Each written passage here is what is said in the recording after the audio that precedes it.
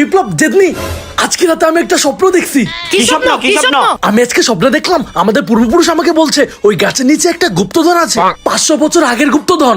গুপ্তধনের মধ্যে অনেক ধন সম্পদ সোনা দানা আছে, আর এই গুপ্তধনটা আজকে আমাদেরকে নিতে বলছে।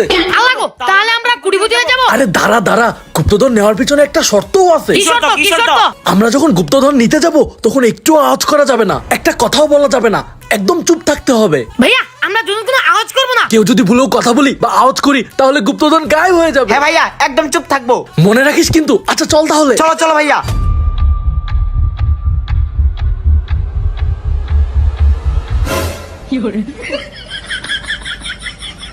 আমরা বড় লোক হয়ে গেছি।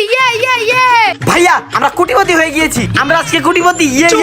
বাড়ি থেকে বলে আসলাম না কথা বললে এটা গায়েব হয়ে যাবে। এখন যদি এটা গায়েব হয়ে যায়, বলতে বলতে এটা গায়েব হয়ে গেল। তোদের জন্য গুপ্তধনকে হারালাম। আজকে তোদের তো বাড়ি নিয়ে গিয়ে